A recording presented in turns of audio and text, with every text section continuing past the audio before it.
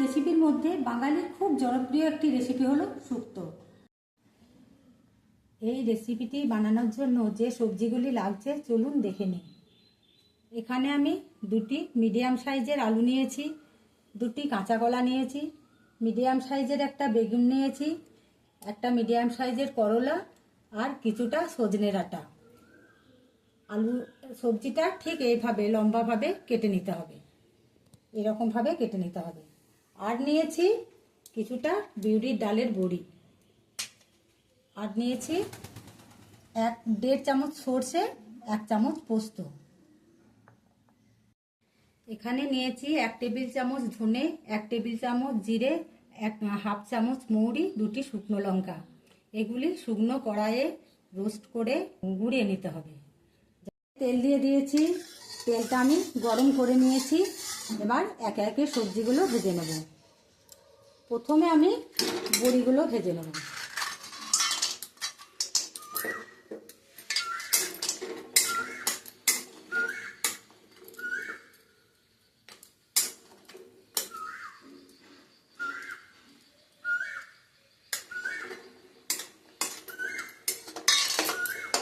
বড়িগুলো ভাজা হয়ে গেছে, এবার তুলে নিই।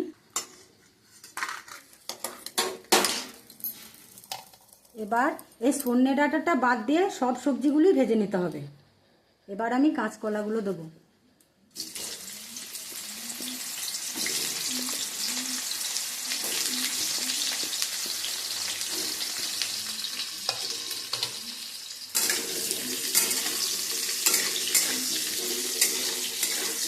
হাই ফ্লেমে ভেজে নেবেন। কাঁচা কলাগুলো ঠিক এইভাবে লাল লাল করে ভেজে নেবেন। এবার তুলে নিচ্ছি।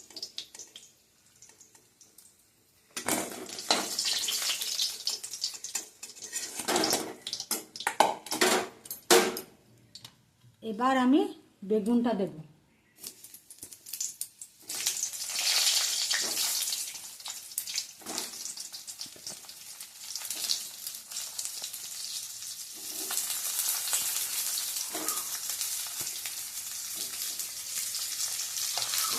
আপনার থেকে একটা জিনিস বলতে ভুলে গেছি, কাঁচকলাটা ভাজার সময় একটু হলুদ দেবেন, না হলে কাঁচকলাটা কালো হয়ে যাবে।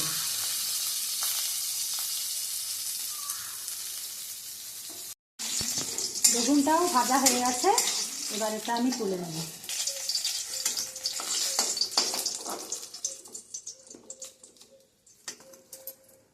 এবার আমি করলাগুলো দেবো।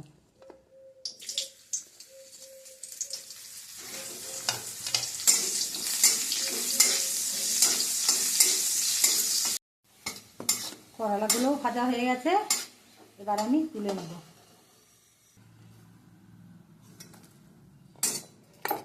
এই তেলের মধ্যে একটু কালো জিরে দেবো, অল্প একটু কালো জিরে দেবো।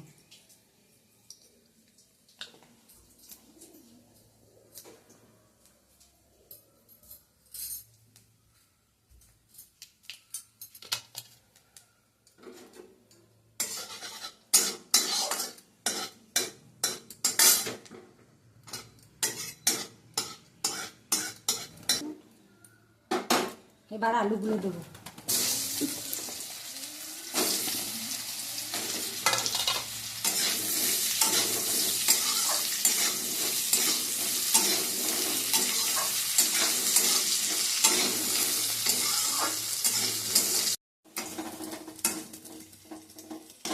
আলুটা এইভাবে লাল লাল মতো ভাজা হয়ে গেলে সর্ষে পোস্ত পেস্টটা দিয়ে দিতে হবে। এর সাথে 2টো কাঁচা লঙ্কাও দিয়ে দিতে পারেন আপনারা।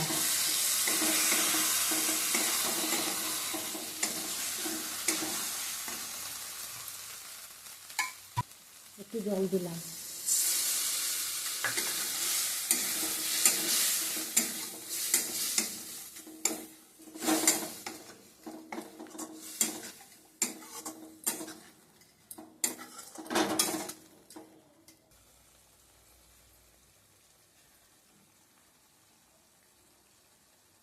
এক চামচ হলুদ,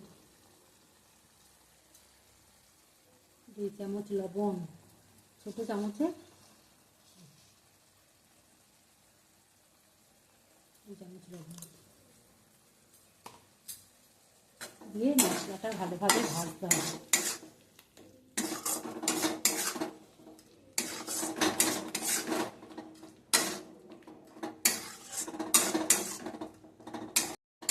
এবার হালকা আঁচে মশলাটা ভালো করে ভেজে নিতে হবে।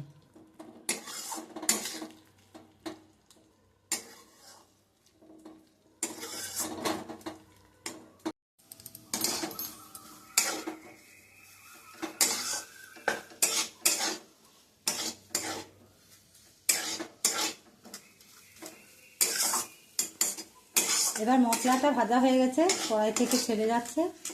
এরকম শুকনো শুকনো করে ভাজা করে এর মধ্যে জল দিয়ে দেবেন।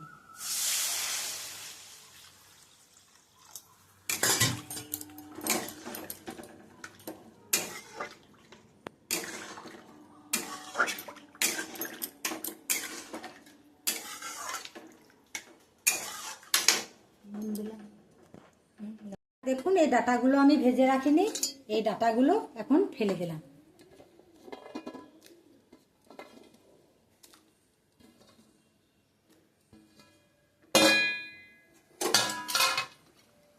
এবার এখানে কিছুক্ষণ ফুটে যাওয়ার পরে সবজিগুলো দিয়ে দিতে হবে। এখন কিছুক্ষণ ঢাকা দিয়ে রাখি।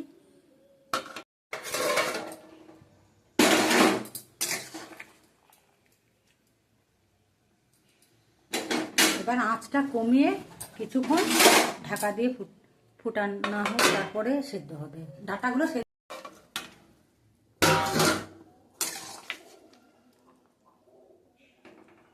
ডাঁটা আলু প্রায় সেদ্ধ হয়ে গেছে। এবার সবজিগুলো ঢেলে দিতে হবে। করলাটা বাদ দিয়ে সব ঢেলে দিতে হবে। করলাটা এখন দিলে তেতো হয়ে যাবে, তাই করলাটা নামাবার একটু আগে দিতে হবে।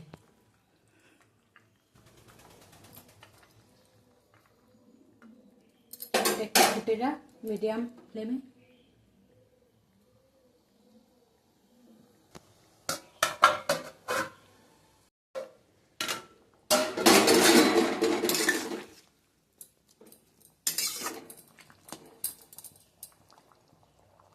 এবার সবজিগুলো সব সেদ্ধ হয়ে গেছে, করলাগুলো দিয়ে দিতে হবে।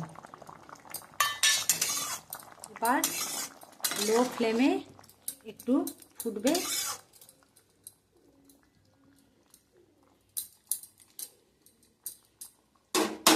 এরপর যে ভাজা মশলাটা করে রেখেছিলাম সেটা দিয়ে দিলাম।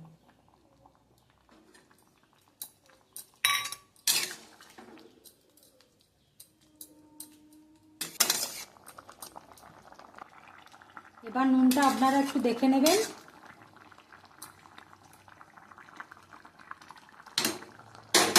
এবার আমি গ্যাসটা বন্ধ করে দিয়ে কিছুক্ষণ ঢাকা দিয়ে রাখলাম।